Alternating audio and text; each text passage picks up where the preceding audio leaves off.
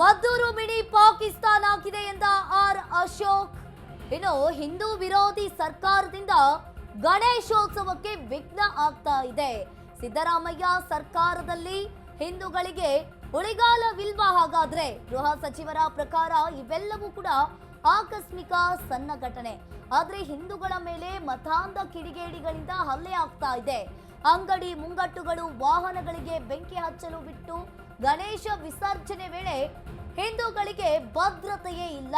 X ನಲ್ಲಿ post ಮಾಡಿ ವಿಪಕ್ಷ ನಾಯಕ ಅಶೋಕ್ ಅವರು ವಾಗ್ದಾಳಿಯನ್ನ ನಡೆಸಿದ್ದಾರೆ.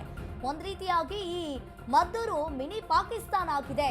ಹಿಂದೂ ವಿರೋಧಿ ಸರ್ಕಾರದಿಂದ ಗಣೇಶೋತ್ಸವಕ್ಕೆ ವಿಘ್ನ ಆಗ್ತಾ ಇದೆ. ಸಿದ್ದರಾಮಯ್ಯ ಸರ್ಕಾರದಲ್ಲಿ ಹಿಂದೂಗಳಿಗೆ ಉಳಿಗಾಲವೇ ಇಲ್ಲದಂತಾಗಿದೆ. ಅದೇ ಈ ಗೃಹ ಸಚಿವರ ಪ್ರಕಾರ ಇವೆಲ್ಲವೂ ಕೂಡ ಸಣ್ಣ ಘಟನೆ. ಹಿಂದೂಗಳ ಮೇಲೆ ಮತಾಂಧ ಕಿಡಿಗೇಡಿಗಳಿಂದ ಕಲ್ಲು ತೂರಾಟವಾಗಿದೆ ಅಂತ ಆರ್ ಅಶೋಕ್ ಅವರು ತಮ್ಮ ಎಕ್ಸ್ ನಲ್ಲಿ ಪೋಸ್ಟ್ ಮಾಡಿದ್ದಾರೆ. ನೀವು ಕೂಡ ದೃಶ್ಯಾವಳಿಯಲ್ಲಿ ನೋಡ್ತಾ ಇರಬಹುದು. ಹಿಂದೂ ವಿರೋಧಿ ಕಾಂಗ್ರೆಸ್ ಸರ್ಕಾರದಿಂದ ಈ ವರ್ಷವೂ ಗಣೇಶೋತ್ಸವಕ್ಕೆ ವಿಘ್ನವಾಗಿದೆ.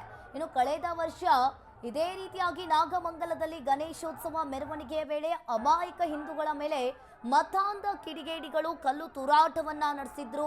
ಇನ್ನು ಹಿಂದೂಗಳ ಮೇಲೆ ಮತಾಂಧ ಕಿಡಿಗೇಡಿಗಳು ಕಲ್ಲು ತೂರಾಟವನ್ನ ನಡೆಸಿದ್ದಲ್ಲದೆ ಅಂಗಡಿ ಮುಂಗಟ್ಟುಗಳು ವಾಹನಗಳಿಗೆ ಬೆಂಕಿ ಹಚ್ಚಿಸಿ ಬಿಟ್ಟು ಗಣೇಶ ಮೂರ್ತಿಯನ್ನ ಪೊಲೀಸ್ ವ್ಯಾನ್ ಹತ್ತಿಸುವ ಪಾಪದ ಕೆಲಸವನ್ನ ಮಾಡಿದ್ದ ಹಿಂದೂ ವಿರೋಧಿಗಳಿಗೆ ಸರ್ಕಾರ ಈ ವರ್ಷವೂ ಕೂಡ ಏನಾದರೂ ಶಿಕ್ಷೆಯನ್ನ ನೀಡಲೇಬೇಕು.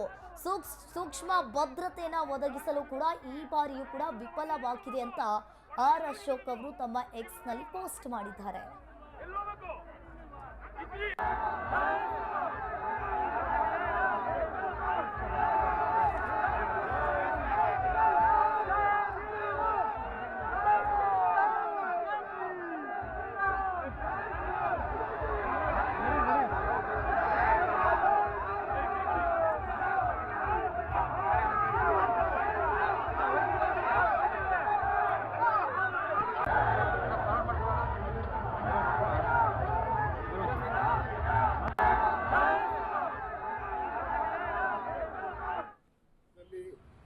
ನಾವು ಪಾಕಿಸ್ತಾನದಲ್ಲಿದ್ದೀರಾ, ಕರ್ನಾಟಕದಲ್ಲಿದ್ದೀರಾ ಅನ್ನೋ ಭ್ರಮೆಯನ್ನ ಇಡೀ ರಾಜ್ಯದಲ್ಲಿ ಇವತ್ತು ಮೂಡ್ತಾ ಇದೆ.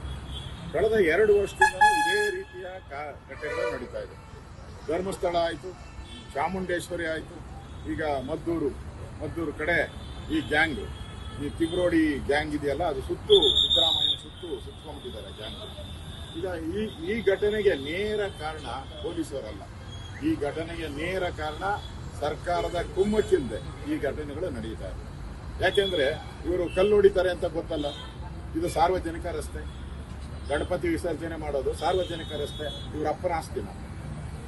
ನಾವು ಟ್ಯಾಕ್ಸ್ ಕೊಟ್ಟಿರೋದು, ಕರ್ನಾಟಕದ ಜನ, ನಾವು ಟ್ಯಾಕ್ಸ್ ಪೇಯರ್ಸ್, ನಮ್ಮ ರಸ್ತೆ ಅದು. ಅಲ್ಲಿ ಒಂದು